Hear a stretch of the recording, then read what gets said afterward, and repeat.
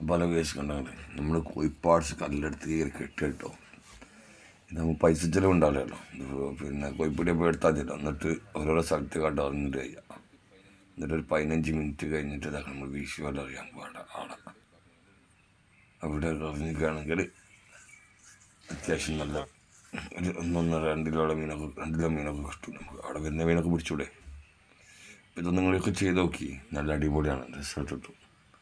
നല്ല മീനും കിട്ടുന്നുണ്ട്. അപ്പം നമ്മൾ പൈസ ചിലവില്ലാതെ മീൻ ഇങ്ങനെ പിടിക്കാം.